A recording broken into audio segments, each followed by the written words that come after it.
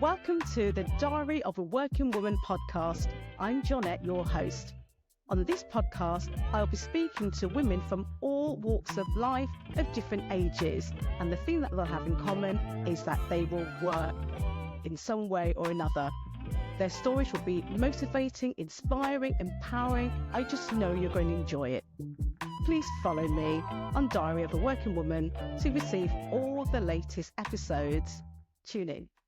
Hi, I'm here today with Bunmi Richards, experienced head teacher on the Diary of a Working Woman podcast. So Bunmi Richards has over 20 years experience working in schools. She's worked in both the state sectors and the independent sectors. She is an accomplished speaker and speaks about educational topics. And she also sits on the director of boards on various educational establishments.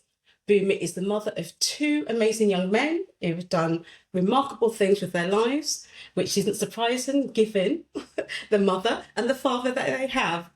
And today we're going to be talking about all things education. We are both passionate about education. I myself am an experienced head teacher, an educational psychologist, and we are going to be talking about young people. Young people, the future, schools. Is the education system in the UK fit for purpose?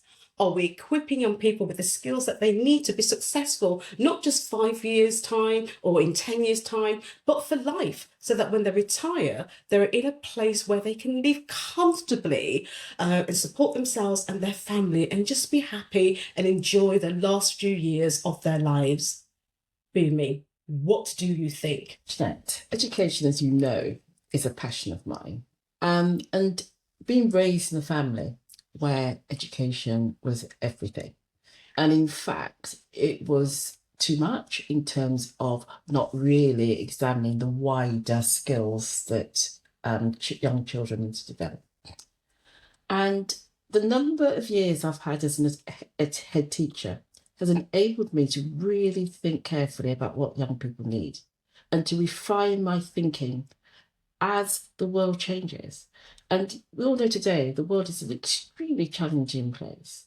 And a lot of educators will say the educational system isn't really fit for purpose at the moment. And to have a classroom where everybody is expected to sit for a number of hours and learn in the same way is no longer a path it's just that we need to follow. ridiculous, isn't it? It's ridiculous. I just wanted to touch on just one thing you said.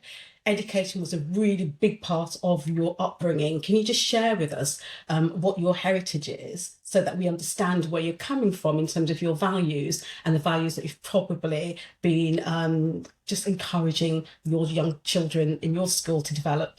Yes, a young British Nigerian.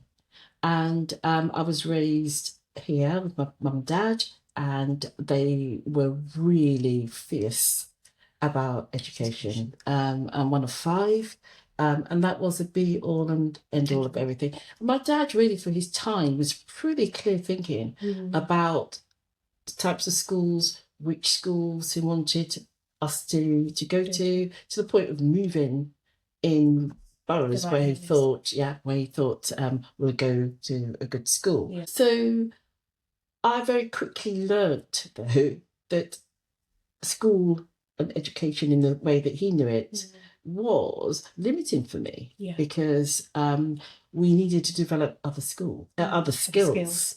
And we felt very much that we weren't able to do that. Yeah. So when I had my children, I was really careful to make sure that it wasn't just school, books, sitting down, learning, but my children were exposed to much more than that. Yeah.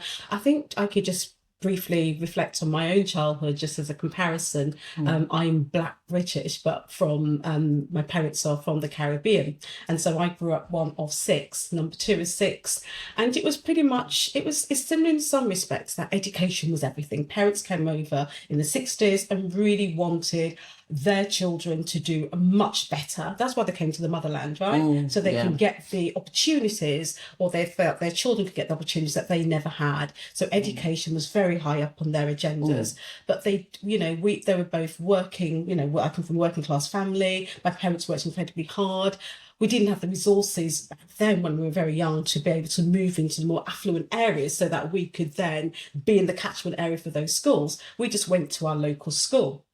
And I reckon, I think when I look back and look at, the way that we have been able as a family, my siblings, to get on in life is really about those core educational values that our parents instilled in us. And though we didn't have lots of money, we had enough to survive, but we had lots of books, we had the local library, and our parents had those very high expectations for us in terms of the jobs that they would like us to do that they thought would set us up for life. Little did they know. But anyway. I mean, you mentioned values again, values in the family.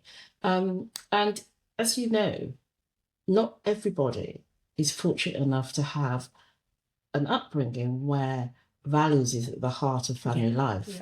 There are various barriers and challenges in many of the lives of the children that I teach, where that thinking, that discussion about what is important, it's not there. And first and foremost, I think in the education establishment needs to really tease out what are the values that that leaders believe in, and how is that really implemented throughout the curriculum?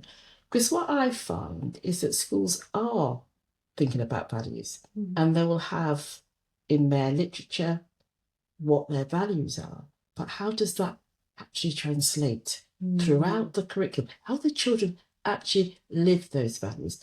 Yes, there's opportunities, but what about the depth, the consistency, the review, the evaluation of those values? Because I think that's the foundation. It is the foundation. It is the foundation. And I think those values, you're absolutely right, those values and those core principles that you can cultivate in your school environment is great, but transferring it outside of that school environment now to the family home, because the family values may not align all the time with the school values, and then you've got that mismatch, and then you've got maybe a peer culture outside of the family system and the school system. You've got the peer culture as well, especially as children get older, and their values may not look like our values. So you and I, as educators, have installed the importance of education in our children.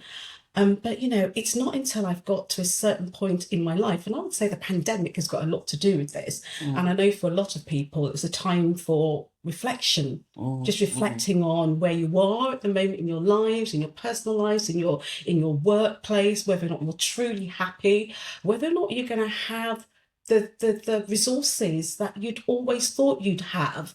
But when you look at it, when the chips are down, really, we are probably the lucky ones. We have pension pots. There are lots of people out there who haven't got a pension pot. And because it's so tough out there for the young when they leave school, what have you, it's very difficult for them to be able to have money they can put aside to save for their futures. So the very first thing that will happen, and you might remember yourself, when I was recruiting as a head teacher, very often the young teachers would say, no, I'm opting out of the pension. I'm opting out. I want the money now. I need to pay my rent. I can't survive. I need to buy a car. And this is the harsh reality, isn't it? What are we preparing our children for? I think it goes back again to the core values. And I go back to my my school experience as a head teacher, and what the key skills I and the governing body and other members of staff work really hard to tease out. And we have what we call our enterprise skills. And some of them are staying positive, aiming high, and working as a team. And there are many more. So staying positive, aiming high, and working as a team. And there's many more. There's the leadership, there's creativity. But those three, you can't do this on your own. No. Working as a team for the common good is really important. And what these skills actually teach children, they're broken down into small steps. what it actually means to work as a team. And there is an assessment tool that we use to just let children know where they are on that continuum and what they actually need to do as their next stage. And we use that. It's embedded in our curriculum. And I think, going back to your question to me about the challenges, if we teach children from a young age, and even if they haven't got that in their family setting, as educators, we teach them what these key skills. They're actually called employability skills. They're lifelong skills. Yeah. But it's not just saying it, I'm teaching you to aim high. What does that actually mean? What do you need to do? You have to break them down into steps. What do you expect aiming high to look like in the nursery? Yeah. And how do you then build on that throughout the school, throughout their school life, throughout their journey to the end of primary education?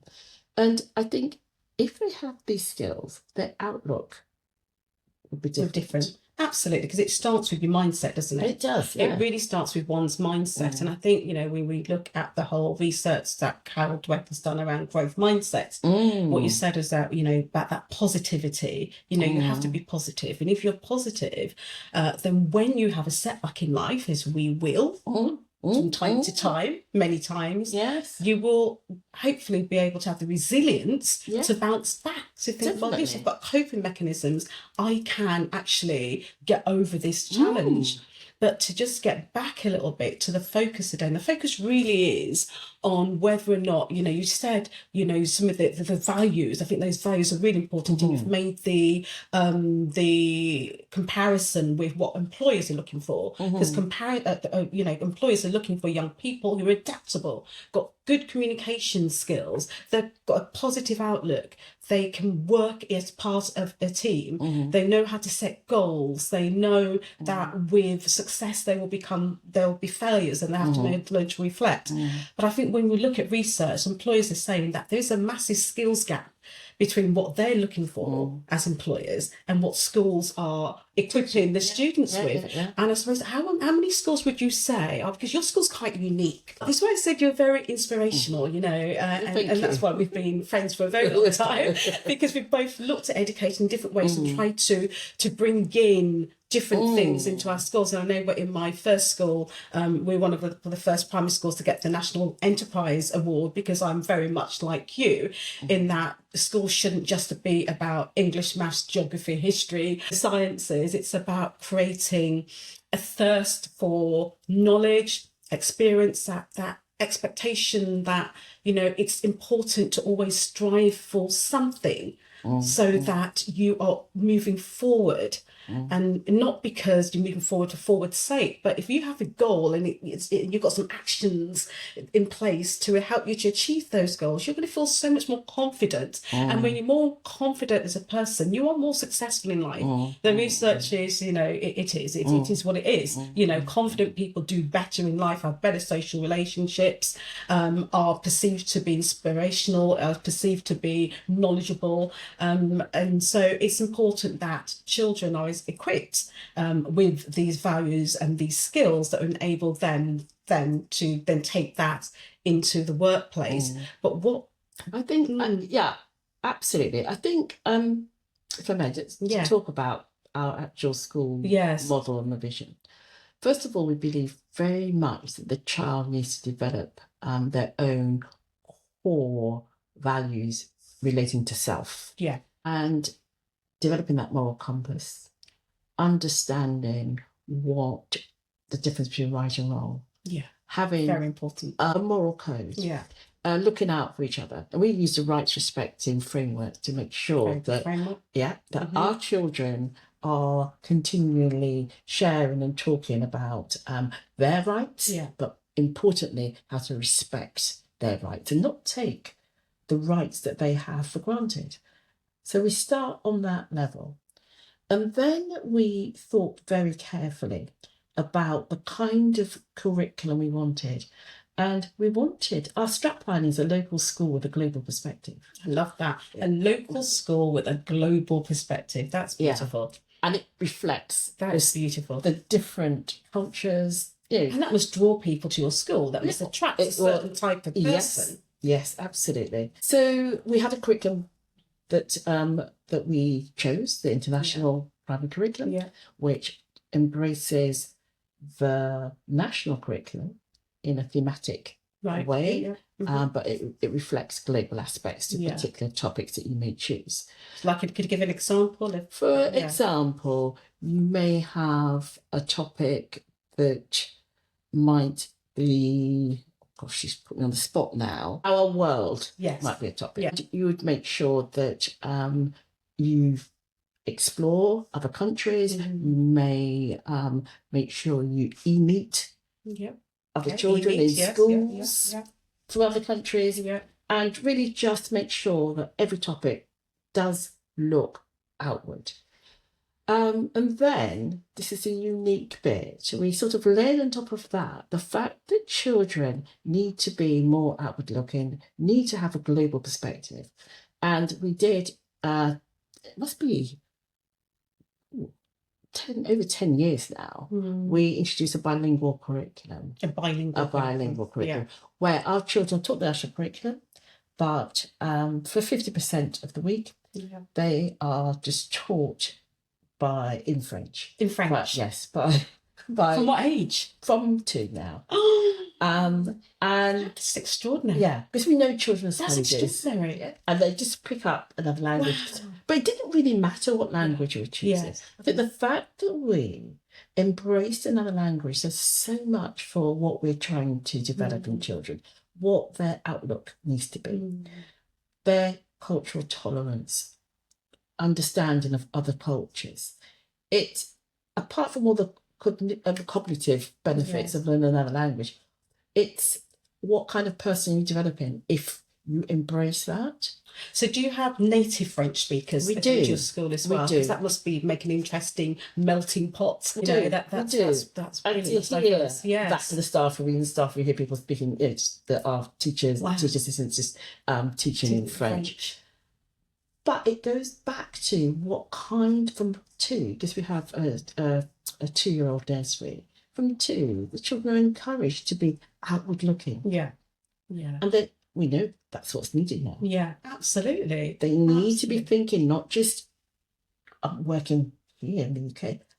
They might need to go and seek out other opportunities. Definitely. Elsewhere, and have the confidence, the understanding. If we're doing that at 2, ahead are they going to be? Oh, amazing. Really ahead. Yeah. Far ahead. Because as we know, the economic climate as it is in this country, it's very difficult for graduates to find jobs. And for those young people who decide not to go to university, and we'll get onto that, difficult. There's so much competition in the workplace. And with the, COVID-19 pandemic, I think, lots of the industries that were affected, the retail industry, the entertainment industry, they're not recruiting in the numbers that they used to.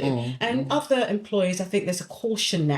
And so they're probably employing fewer young people, and there's so much competition. So yeah, you're absolutely right. I mean, you were 10 years before your time in terms of your curriculum, because actually where we are, young people now have to be prepared to consider working abroad or studying abroad or doing some sort of business that will be a global business, be it online or what have you. So they have to have that mindset. And mindset isn't something that you just get. Exactly. It has to be developed, doesn't it, over time and nurtured. And the young people, I think they have to understand why. I mean, do they ever question your ethos? Do any of the parents or prospective staff or any of the students say, well, why are we doing French? Why isn't the school down the road doing it? Why hasn't more schools cottoned on, do you think? I think bringing on members of staff on the same journey, yes, and evolving a vision together, is just, as you know, Jeanette, you've been there, it's vitally important. As long as the message is clear, I can't see any family that would argue with what we're doing. What they actually say is, wow, we're getting more. And they think we are an independent school. Yeah. The fact that we're doing the bilingual. Absolutely. I didn't say to you about our enterprise curriculum as well. not every parent chooses the bilingual option. Right. And the reasons for the choice is because we offer something else, and it's a balancing act. Right. You can't really do both, but we can do both, but at varying levels. So the parents have a choice whether or not they go down the bilingual stream. Exactly. Yeah. Or what we call the enterprise stream. And the enterprise stream is the same curriculums. We teach a national curriculum. Yes. The bilingual classes, they will teach national curriculum, and they'll teach it in French for some of the time. Yes. For 50% really of the timetable. Now, if parents are not in that class, in a different class, and they want the enterprise curriculum, we teach 8 key enterprise skills. Positive. Yeah. Leadership skills. There's teamwork. There's to use your imagination, teamwork, staying positive, leadership. It'll come back. Yeah. But there's eight of them, Yes. And it's very carefully broken down into what you need to do to actually get to a really high level using those skills. And then we develop, using those skills, they do various projects throughout the year. Right. For example, we do the Peter Tycoon, the Tycoon project, where you're given some money, right, and then you have to just make a profit, and you have to do a business plan, and the children are used to doing a business plan, working as a team, and selling. In the playground, they'll buy their products, they'll make it, they'll sell it, and then they do the profit and loss. What a wonderful opportunity that is. And they understand from an early age. Begin to look at financial literacy. Begin to understand about what it is to be an entrepreneur. And also, part of the enterprise curriculum is not just doing things for profit. It's also what can you do to support, what can you do to help for as a social as a community enterprise. Exactly. I remember that strand. I think it's really important. It just takes me back to my time doing the enterprise as well, and we did lots of things in the community. We had a community cafe that children used to go and volunteer at the community cafe and learn all those financial skills, taking money, selling products, customer service, customer care. And I know that we had an opportunity for some children to go into an old people's home and just spend time with these people. There's no family members, so that Friday afternoon that our children went, they really look forward to, because that's the only other form of human contact. And children are so invigorating, aren't they? They just bring a joy out in you. So I think it's just really important. I think you just touched on the financial literacy, which would be good to talk a bit more about, but also the community aspects as well, because it's it's developing everything. It's that social capital as well. It's not just about the financial capital, and it's about teaching the children a sense of responsibility, isn't it? That they're not only responsible for themselves and their futures, and they need to be getting that mindset that I am a separate entity to my parents, and that I have my own life path, my own journey that I will be taking, but just I think just that awareness that there are different types of schools there is really great for just developing different parts of people's personalities and their characters, and just setting them up for life, really. I just think what you're doing is remarkable, just remarkable, on lots and lots of levels. But I think more schools need to take risks. I think risk taking. More schools, risk taking, that must be part of your enterprise, because yes, risk taking. Most people are risk averse. I'm pretty sure that most people are risk averse, and I think to be able to put your head above that, what's it called, we're going to do things a little bit differently, but to have a real reason for the change and a vision for what you want that change to look like, and to take a whole school community with you. I mean, that's really empowering. And do any of your young people, once they've left your school, ever come back to you and talk about what things do they say about? I think I think what they'll say is they're thankful for the opportunities that they had, because once you have a bilingual curriculum and an enterprise curriculum, you do realise that you're developing a particular kind of child that is a critical thinker, that wants to do good, that wants to change things for the better. Absolutely. And they're children that will come up with ideas. And so when they come back, they talk about that opportunity. And also, I think they also think differently broadly about their next step. For example, if they are going to university or they are doing it, maybe it might not be in the UK. Yeah. Maybe it might be here. Maybe it might be there. Maybe it is in the UK. Yeah. So I just think opening up their minds. Exactly. Opening up their minds to the wealth of opportunities that are out there. And that's what you want. And I think going back to the beginning of our conversation when I said, is the education that we have today fit for purpose? It's not. It's about developing a curriculum that speaks to the children. Yes, of course. As a primary school head, the knowledge, your maths and your grammar, all those are important, but it's a lot of it. Yeah, cram. Not enough time to develop what's needed. Yeah, and you can integrate both. Yeah, but it needs dedicated teams to be really thinking and inspirational leaders who can think outside the box and take a few risks. Yes. And I think not many people are willing to take that risk. I think, just thinking about, whether or not schools are fit for purpose, and perhaps you can reflect on your own school. But I think, on the back of the pandemic, I think there's some research, it's 2022, 2023, I believe, following the pandemic, that I think it was around 120,000 children and young people were missing from education. 120,000, and that at the moment there's a significant number of children who are just, we call it emotionally based school avoidance. They're just not attending school because of high levels of anxiety. They feel the pressures too much in school. Maybe the curriculum's too much. Maybe it's social anxiety. Maybe it's a bit of everything. Maybe they're just so stressed out. Are you seeing numbers any near those levels in your schools, given that your curriculum is so different and is so more avant-garde, looking at what employers want and maybe more consistent with what children feel passionate about, giving back, earning money, you know.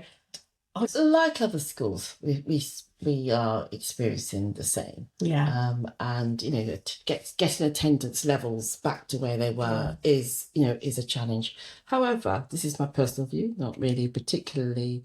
And that's a really good point. We may be head teachers, but these are our own personal views. Yes. Personal views, not to be taken as any authority voice. This is our own personal views and reflections. Yeah. And I wonder whether having all children in the class being taught at the same time, the right way, and there is a place for homeschooling for some children. People are getting behind that community and are developing lots of exciting things in home learning. Absolutely. And it's making sure that children are accessing something. They're not stuck at home because they're anxious and just on screens all the time. They are really looking and seeing what suits them, what sort of provision is needed. And whatever provision it is, the innovation behind that needs to prepare them for the world. And yes, because I think our generation,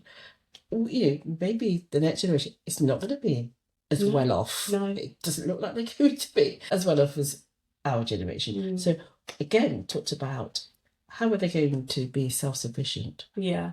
So the mindset needs to be such that they're creative, they're thinking on a larger scale. Yeah. They are staying positive because there are going to be turbulent times. Absolutely. And we know mental health, in your job, I'm sure that is a big thing and it's growing. And particularly with young men. Yeah. And so the hope needs to be there. Yeah. I think not just we talk about developing children, it's us as parents now.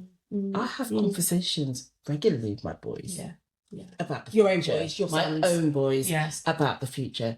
I talk about things like, yes, you've got your main job. What else are you going to be doing? And they'll say, too tired. Isn't this the thing? That's a really good point. So they say they're too tired. So what is it? So we work for 40 years, 40 hours a week to retire on what? They're saying that 1 in 5 people over 50 have no pension pot or means of supporting themselves. And yet we as head teachers, and I'm an expert, we as head teachers are equipping or have been part of that that culture that is saying that education is the key, university if you can, because you will then hopefully get a job where you're better paid than someone who hasn't gone to university, and therefore the quality of your life will be better. But we are seeing that this isn't always true. We've got graduates who are leaving university, we cannot find jobs, cannot find jobs in the field that they're trained in, are having to take jobs below what their level of qualifications and experience. We've got young people who've decided not to go to university, who have maybe been more entrepreneurial, set up their own business, become self-employed, who are flying, So what is it we are saying to young people? What is it we're saying that, to be able to retire comfortably, have that financial independence, education is the key? Are we being authentic in that? Is that really the reality of lots of people? And I've got lots of friends of that age in the 50s, and they're barely making, and they're professionals, they're barely making life, ends meet. They may have paid off their mortgage or what have you, but the disposable income isn't there. Some of them are savvy enough to have got a nice pension pot, so they're surviving. But they've got their families to sustain. Yes. They've got children staying at home until they're in their 30s. Yes. Again, it's fortunately for me, I think I had parents, particularly my mum, who was forever looking and doing other things. And also my husband's mum, again, doing other things. Right. And it's about finding your skill. I mean, you've got your job. Yeah. What are you truly passionate about? What do you like doing? Can you turn that into something that can make a bit of extra money? So when you're doing it, it's something that you find relatively easy, you love doing, and it's not something that you are, if you can make it your main income, that's even better. Yeah. But if it's a side hustle, then it's something that you can be doing. Yeah. And be, again, teamwork as families, talking together about Definitely. That and how can we work. If you don't understand what teamwork means, like going back to the education that we believe in at my school, it's not just teamwork. It breaks down what teamwork looks like. It breaks down what it means when you disagree step by step. If you've got those skills, proper teamwork, and you understand what that means, then as a family, or it could be with friends, that'd be family, you're working together. I think that is, to do something, and then your values matter, because if you are all got strong values, personal internal values, as well as values for whatever it is or project that you want to do, I think it's really important. God, you've said so many things that have just struck a chord with me, really. I think the idea that we need to be helping young people to see that there's not necessarily these days, it may not be the best option to have one job for life, and that you need a certain number of income streams, 2 or 3 at the very minimum. But to be able to have those income streams, you need the skills. So you need to make that commitment to developing yourself, that self-development, little courses here and there. There's so much. There's so much e-commerce is huge these days. There's lots of things. There's e-learning packages that you can buy just to develop your skills. So, and then when you develop your skills in terms of the learning hierarchy, we need to practice before we are fluent in those skills, before you then be able to profit from those skills. So it's about identifying an area, like you said, that you're interested in, that you're passionate about. Make sure that you've got the right skills in those areas. Practice until you're confident in your experience, and then finding the opportunities, and that collaboration, be it with, as you say, a group of friends, maybe pooling together to buy property, your first property, but do it as a collective, or with family members, do it as a collective, or a business invested in this small business, do it as a collective. But there are some cultures that do this, better than others. Absolutely. Are just thriving. They've developed their values down to the T. They are, when we look at, some of the Asian cultures, the Chinese cultures, the Jews, they have it. They have the family values. It's all about working together, supporting one another, lifting each other up until we can fly, and bringing up those beneath us. And then other cultures, like, some of our own, it's just all about self. It's all about self and what I can achieve and what I can do. But it's, it's that synergy. And with the challenges now, it's going to be very few that can do it on their own. Yeah.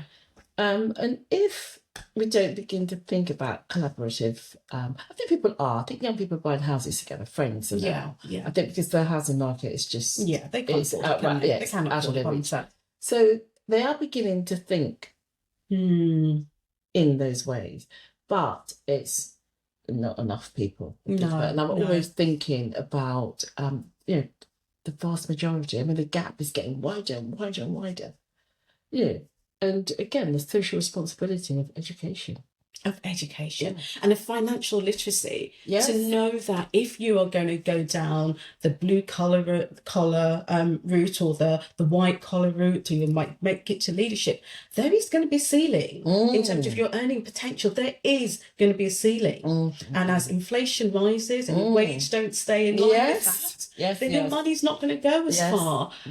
So I think it's really is important to think of various ways that you can develop yourself. So you've got different forms of income, and if you can get that union, be it with a partner, be it with a group of friends, be it with family members, to just focus on financial goals and achieving them. And I'm not saying it's all about your finances, but let's face it, if you have no money, if you cannot pay your rent, you can't pay your mortgage, you can't buy food to feed your children, you've got no resources to relieve the stress and anxiety of everyday life. You can't go out to dinner. You can't go to the theatre. Then what is your quality life going to be like? And it is about, just having that long-term vision of what it is you're looking for. And if it's financial independence that you're looking for later in life and leaving a legacy, you've got to look at your legacy that you're going to leave behind. And it's about those little tiny steps, incremental steps in that direction. But you need to know first, don't you? Mentors. Yes. Having mentors around you in your job, in the job that you want to go in, or the jobs that you're interested in, reaching out, being with like-minded people. But did you have in your school, your head teacher, a Raised Aspirations program that was successful? I did. And I'm sure it just opened up people's minds what was possible. Yeah, I mean, I do occasionally bump into young people now who I taught back when I was a head. And I think that Raising Aspirations, again, a bit like yourself, I think it was a bit before its time, getting parents and teachers and other leaders out on a Saturday morning, because it was Saturday morning we used to put these things on outside school hours, to talk about life, to talk about, opportunities, to talk about community developments. It was very special. It was really special time, and always raising aspirations, and not just about your own personal development, but the development of your family, your family members and your community, and coming together and being on the same page. So I think we both have done our bit for society and continue to. And I think, hopefully our children will benefit and that others will benefit. But, as we move towards maybe thinking about a close, we need to think about maybe what we want people to take away from today's show. What is it that we want? We started off by saying that the education system isn't fit for purpose, because you've got hundreds, over 100,000 children or more these days who are just detached from our education system. They don't see it's for them, or they just don't feel able to, just to be in that school environment as it is at the moment. We've got teachers leaving the industry in those rows. It's really hard to get good quality teachers and get them to stay in the profession. Why is that? We've got a lot. We've got exclusion levels still not where they need to be. We've got dropout levels. It's just never ending, but we keep having the same conversation. So surely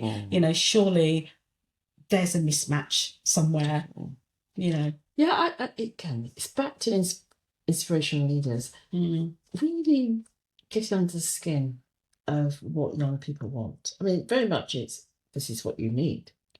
And I'm sure there's research, there's surveys done with young people, disaffected young people, who are able to articulate exactly what it is they need and what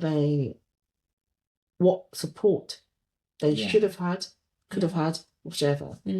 And to catching them early. Yeah. My school's one of a school that's doing something different. Yeah. Not saying... And there'll be lots out there. Yes, exactly. There will be many schools out there that are doing a fantastic job. Exactly. And one of many schools that are taking a risk and doing something else. But I think what is really key is preparing the children for what is to come. Yeah. And that conversation happening early. Like I was talking about pensions. I was talking to a year 5 child. Yeah. I said, what's a pension? It's that. We do maths. Yes.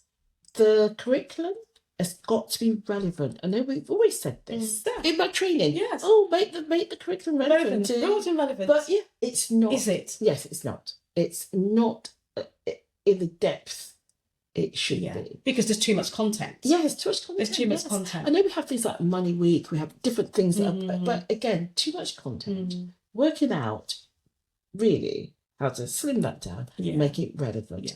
And that might go relevant to practically relevant. So young people are doing things a lot earlier and seeing how their skills relate to the world of work. One thing the enterprise curriculum does is all those skills, aiming high, staying positive, they are linked to the world of work. And local businesses are more than happy to come into schools. It's emotional intelligence, isn't it? I mean, you're equipping young people with emotional intelligence, understanding yourself and what you need, understanding other people and what they need, and meeting somehow in the middle. So that's what do you think for you is needed? That's a really good question. I mean, when I look on my own children, who are young people now themselves, one in uni, and one's just gone into sixth form, I do say to them, I've changed. I think what I've said has changed to them. I think when we're younger, it's all about, right, you need to ensure that you're working really hard at school, that you're passing the test, you're getting certain grades, that you're standing out, that, that you'll get the grades that you're going to do, the qualifications that you need to go to a really good university, go to Russell Group University, you're going to be having, a job that you're going to make, decent standard of living, you're going to be happy. It's all about them being happy. Yeah. But I've been changing over the years. And as I said, it's, I think it really coincided, my thinking shifted. It really shifted following the pandemic, and just time to reflect and just having to look at everything and thinking, gosh, I've got so many more years left. How many more years to retire? I'm nearly there. I've done what I'm supposed to do. And I just say to them now, and I'm not one of these parents to say, it's just about your happiness. Because obviously we know, there's lots of things that's needed to make one happy. But I do say to them, no, what is it that you are passionate about? Unfortunately, for my son, it was like he never knew what he was passionate about. So it's really hard. Some young people don't know what they're passionate about. They have to, develop that over time. But I just say to them, just don't have one idea in your mind. Look at your skill set. Just do exercises. So I was saying, just write down what you're good at, and then write down what you're interested in. And if what you're interested in and your skills audit don't marry up, then you know what you need to do. Find a little course, do something online, develop your skills in that area. And then look for opportunities where you can develop those skills, get some experience, but maybe benefit from those skills financially. We were always, I suppose our parents had it right in a way. I remember when I was younger, I had 2 things that I wanted to do. I was either going to be a TV presenter or I was going to be a head teacher.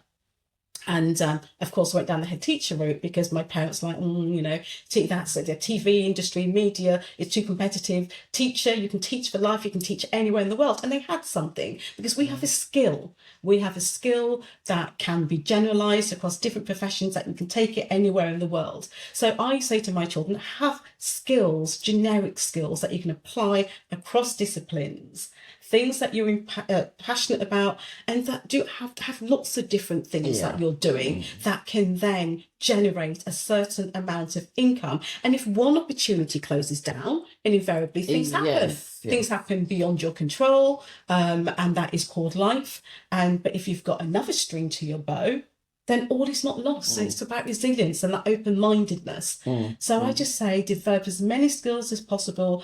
Have your hobbies, have your your talents. Just develop them, nurture them, and have an open mind, and be prepared to move wherever, and be prepared for challenges in life, because that's what life is about.